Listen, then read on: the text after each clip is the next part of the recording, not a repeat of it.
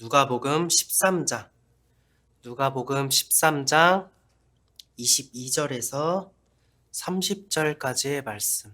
누가복음 13장 22절에서 30절까지의 말씀을 제가 봉독하도록 하겠습니다.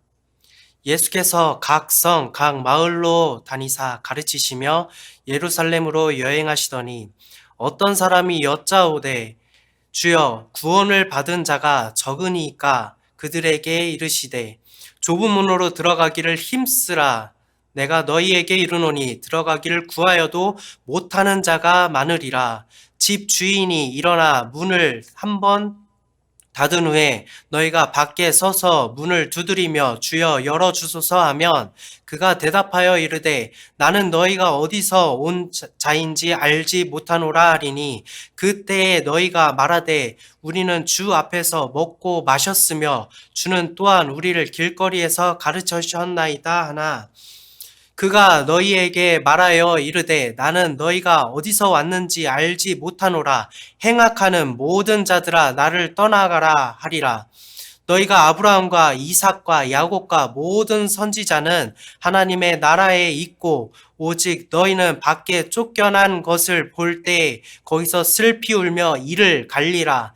사람들이 동서남북으로부터 와서 하나님의 나라 잔치에 참여하리니 보라 나중된 자로서 먼저 될 자도 있고 먼저 된 자로서 나중될 자도 있느니라 하시더라. 아멘.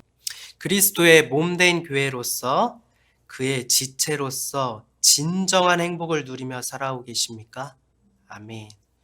우리는 그 교회의 지체입니다. 머리 대신 예수님께서 우리를 지금도 눈동자같이 살피시고 계시다라는 사실을 꼭 기억하시기 바랍니다. 저는 여러분에게 하나님께서 처음 인간을 창조하실 때는 선악을 분별할 수 있도록 창조하신 게 아니라고 말씀드렸습니다. 하나님께서 금하신 것은 선악을 알게 하는 나무 열매였고 그것을 인간들이 먹음으로 우리 인류에 죄가 들어온 것입니다. 본질은 나무 열매, 선악을 알게 하는 열매를 먹었다라고 해서 죄가 들어온 것이 아니라 하나님이 금하신 그 일, 그 명령에 순종하지 않았을 때 우리에게 죄악이 된 것입니다. 그 대가는 사망이고 하나님의 진노입니다. 그 누구도 하나님의 진노에서 피할 수 없습니다. 하나님의 진노는 굉장히 무서운 것입니다. 하지만 우리를 향하신 하나님의 거룩한 희생을 믿을 때 우리는 그 진노로부터 구원받을 수 있는 것입니다. 그리스도인들이 세상을 살아갈 때 마치 지침과도 같은 말씀 구절이 있습니다. 우리는 로마서 12장 2절에서 살펴볼 수 있습니다. 제가 읽겠습니다. 너희는 이 세대를 본받지 말고 오직 마음을 새롭게 함으로 변화를 받아 하나님의 선하시고 기뻐하시고 온전하신 뜻이 무엇인지 분별하도록 하라. 아멘. 다른 번역에서는 동화되지 말라고 표현하기도 합니다. 동화된다라는 것은 원래 있던 그것에서 점점 변하여서 다른 것으로 점점 변해간다라는 것이 동화된다라는 것입니다. 구원을 받은 우리가 악한 이 세대와 같은 모습으로 점점 변하고 있는 것을 경계하라는 말씀이기도 합니다. 즉 우리가 세상과 구별되어 살아가야 된다라는 것입니다. 하지만 저는 그런 의문이 들었습니다. 첫 번째로는 우리는 세상과 구별되어 살아가야 된다는 것인데 우리는 온전하게 구별할 수 있는가에 대한 의문이었습니다. 그리고 두 번째는 우리가 세상을 온전히 이해하고 있는가에 대한 물음이었습니다. 우리는 잘못 전제하고 있는지도 모릅니다. 세상은 악하고 나는 그것을 분별할 수 있는 존재로 우리는 전제로 삼고서 모든 것들을 해석하고 있는지도 모른다는 생각을 하게 된 것입니다. 그래서 세상의 악을 구별할 수 있는 것, 우리는 선하게 살아가야 된다는 것, 그것을 우리는 분별할 수 있다고 확신하는 것, 적어도 우리는 그렇게 받아들이면서 세상을 살아가고 있다라는 거죠. 그것을 악을 분별하면서, 선과 악을 분별하면서 구별되이 살아가기 위해서 많은 사람들이 정말 많은 노력을 하고 있다라는 것도 우리는 알 수 있습니다. 정말 많이 노력을 하고 있죠. 우리도 말씀을 계속 묵상하고 기도하고 선을 행하려고 하고, 그런 일들이 노력이 없으면 할 수 없는 일도 맞는 이야기죠. 우리는 이 출발점이, 노력을 해서 세상과 구별되이 살아간다는 그 출발점이 과연 괜찮은지에 대한 고민을 하게 된 것입니다. 오늘 본문의 말씀도 이와 같은 맥락으로 받아들여지기도 합니다. 24절의 말씀입니다. 좁은 문으로 들어가기를 힘쓰라. 내가 너희에게 이르노니 들어가기를 구하여도 못하는 자가 많으리라. 아멘. 오늘 본문의 말씀은 좁은 문으로 들어가기를 힘쓰라 라고 말씀하고 계십니다. 좁은 문에 대하여서 우리가 아는 바는 이와 같습니다. 좁은 문은 좁고 길이 협착하다고 합니다. 찾는 자가 적음이라고 합니다. 이 부분은 우리가 언뜻 생각을 할 때 세상과 구별되어 살아가는 사람들은, 많은 노력들을 하는 사람들은 이 좁은 문으로 향하고 있는 사람들인 것 같습니다. 이 좁은 문을 통과하는 사람들인 것 같습니다. 왜냐하면 구별되어 살아간다는 것은 마치 좁고 협착한 과정에 그런 경험들을 하는 사람처럼 보여지기 때문입니다. 하나님을 믿는 사람들은 하면 안 되는 것들이 너무 많죠. 세상 사람들보다 제한된 삶을 살아가는 것을 우리는 어디서든지 목격할 수 있게 됩니다. 믿지 않는 사람들도 이렇게 얘기합니다. 교회에 가면 하지 말라는 게 너무 많아. 이것도 안 되고 저것도 안 된다고 해. 그래서 나는 저 사람들이 이야기하는 그런 요구에 충족되지 않아서 나는 교회 갈 자격이 없어. 그래서 나중에 갈게. 이런 얘기를 하는 거 보면 적어도 믿는 사람들은 제한된 삶을 살고 있다라고 하는 것의 반증일지도 모르겠습니다. 실제로 믿는 사람들도 내가 신앙생활을 하면 제한된 삶을 살고 있다라는 것을 다들 인정하면서 살고 있지 않습니까? 육체의 일을 거슬러서 성령의 이끄시는 대로, 성령의 일에 따라 살아가는 것은 믿는 자들에게는 반드시 따라야 되는 본분입니다. 그래서 제한적으로 살아간다는 이 표현이 어찌 보면 틀린 말은 아닐 것입니다. 하지만 주목해서 봐야 될 부분은 그 힘들고 어려운 길, 좁은 문으로 가기를 자처하더라도, 이 좁은 문으로 들어가기를 구하여도 들어가지 못하는 사람들이 있다라고 오늘 본문에서 말씀하시는 것입니다.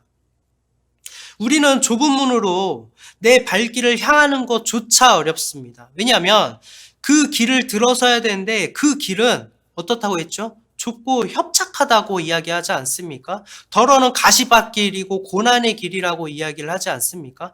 그래서 그 길로 들어선다라는 마음을 먹는 것조차도 힘들고, 그 길을 실제로 가는 것도 너무나도 힘들고, 그렇게 도착해서 그 문을 두드리는 것조차도 너무나도 힘들고 고난의 과정인데, 너무 허무하게도 그럼에도 들어가지 못하는 사람들이 있다가 아니라 많다라고 성경에서 증언하고 있는 것입니다. 이 문에 들어가지 못한 사람들은 어떤 의미가 있습니까? 26절에서 27절의 말씀입니다. 그때 너희가 말하되 우리는 주 앞에서 먹고 마셨으며 주는 또한 우리를 길거리에서 가르치셨나이다 하나, 그가 너희에게 말하여 이르되 나는 너희가 어디서 왔는지 알지 못하노라. 행악을 하는 모든 자들아 나를 떠나가라 하리라. 아멘. 어찌 보면 우리보다 더 대단한 노력과 영성이 있는 사람들인 것 같습니다. 이들은 주님과 주님의 앞에서 먹고 마셨으며 그분의 가르침을 받은 자들이지만 예수님께서는 이들을 행악한 자들이라고 꾸짖고 계시는 것입니다. 마태복음에서도 이러한 자들에 대해서 다르게 표현하고 있습니다. 마태복음 7장 22절에서 23절의 말씀입니다. 그날에 많은 사람이 나더러 이르되 주여 주여 우리가 주의 이름으로 선지자 노릇을 하며 주의 이름으로 귀신을 쫓아내며 주의 이름으로 많은 권능을 행하지 아니하였나이까 하리니 그때 내가 그들에게 밝히 말하되 내가 너희를 도무지 알지 못하니 불법을 행하는 자들아 내게서 떠나가라 하리라. 아멘. 많은 노력을 한 사람들이죠. 그리고 어찌 보면은 그러한 경지에 도달한 사람들처럼 보이지만 하지만 예수님께서는 이들을 알지 못한다라고 말씀하시고 불법을 행하는 자들아 떠나가라고 말씀하시는 것을 볼 수 있습니다. 오늘 본문의 말씀에서 끝부분에서는 이들이 이를 갈 거라고도 말씀하고 계시는 것입니다. 얼마나 분하고 억울하면 이를 가는 정도까지 이르게 되는 것일까요?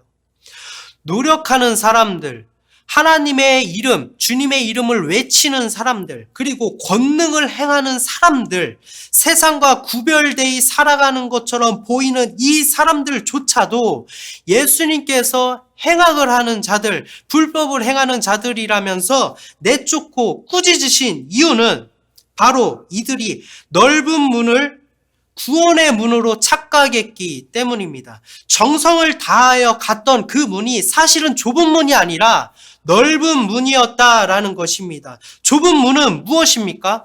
오직 구원의 문은 예수 그리스도를 믿는 믿음밖에는 없습니다. 그 문은 어떤 것을 의미합니까?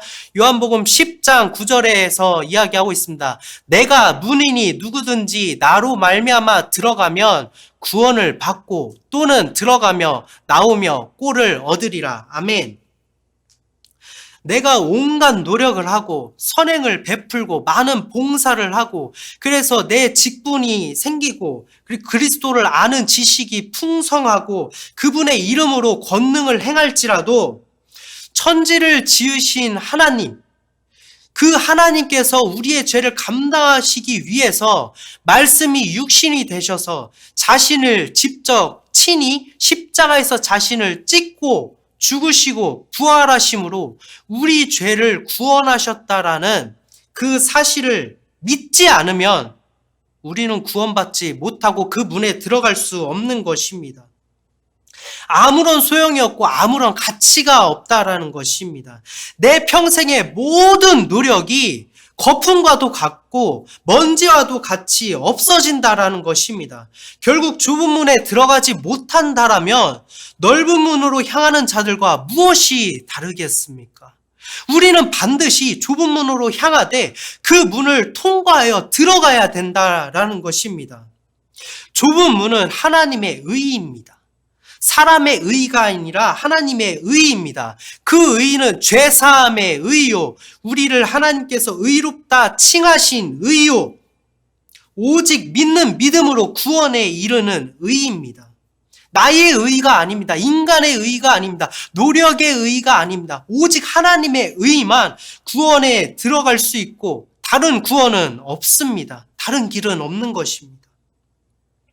진정한 좁은 문은 우리가 생각할 때 역경의 길, 고난의 길, 힘든 길, 그래서 아무나 갈 수 없는 일들이라고 우리는 생각하지 않았습니까? 하지만 성경에서는 그 어떤 곳에서도 이 좁은 문을 들어가기를 힘쓰라라고 이야기를 했지 들어가기 힘들다라고 증언한 것은 없습니다. 왜냐하면 문은 좁고 길은 협착하고 찾는 이가 적지만 그 문이 우리가 들어갈 수 있는 이유는 예수님께서 그 문을 쉽게 만드셨기 때문입니다. 누가복음 9장 23절의 말씀입니다. 또 무리에게 이르시되 누구든지 나를 따라오려거든 자기를 부인하고 날마다 제 십자가를 지고 나를 따를 것이니라. 마태복음 11장 29절에서 30절 말씀입니다. 나는 마음이 온유하고 겸손하니 나의 멍에를 메고 내게 배우라. 그리하면 너희 마음이 쉼을 얻으리니 이는 내 멍에는 쉽고 내 짐은 가벼움이라 하시니라. 아멘. 이 문이 왜 쉽습니까?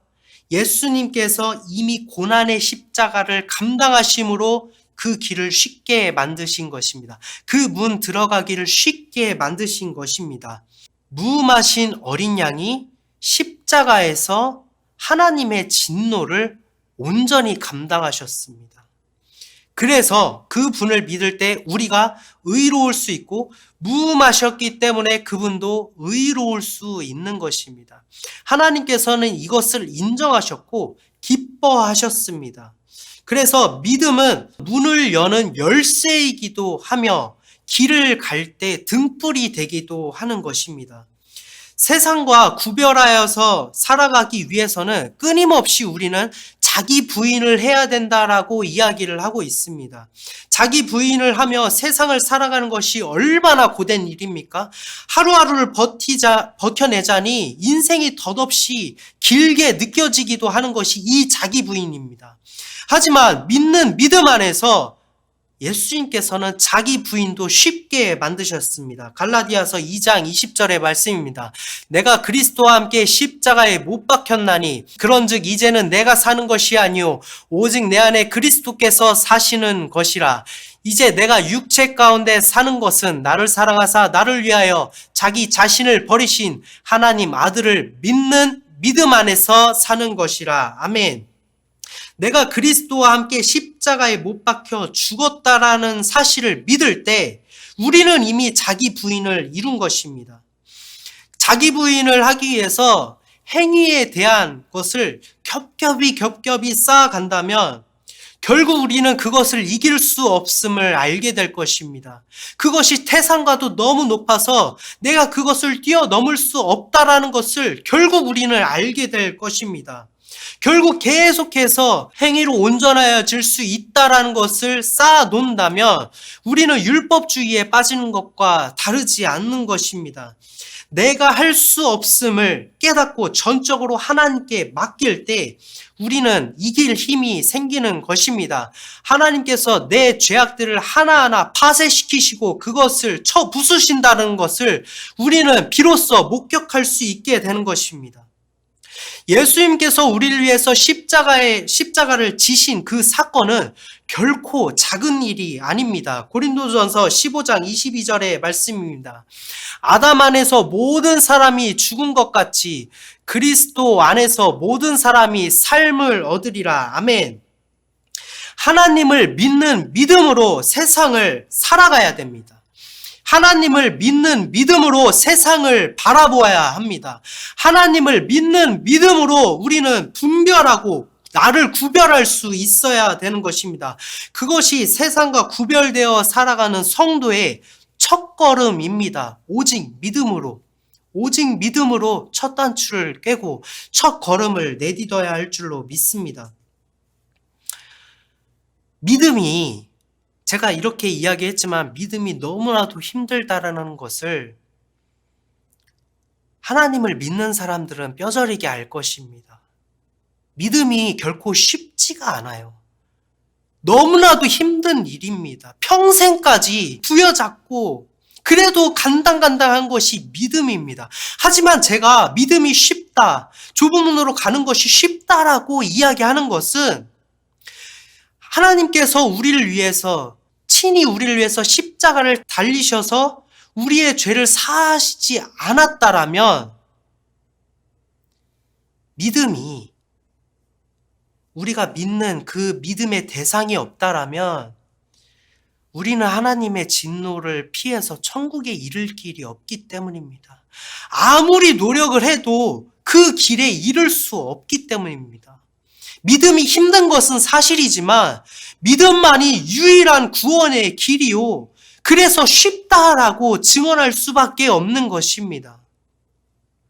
나와 하나님의 사이를 막고 있는 노력이라는 거짓된 장애물들을 벗어 던지시고 믿음으로 출발하시는 성도 여러분이 되시기를 바랍니다. 그리스도의 복음의 십자가를 믿음으로써 하나님의 명령에 순종하고 하나님을 경외하는 삶을 살아갈 때 우리는 비로소 하나님 나라의 잔치에 참여할 수 있는 것입니다. 좁은 문으로 향하는 우리의 발걸음, 우리가 그 좁은 문을 바라볼 때 반드시 믿음이 있다라면 그 문은 우리에게 활짝 열린 문이 될 것입니다. 그 마음을 사모함으로 우리가 하나님께 믿음을 구하시는 여러분이 되기를 소망합니다. 기도하는 시간 갖도록 하겠습니다.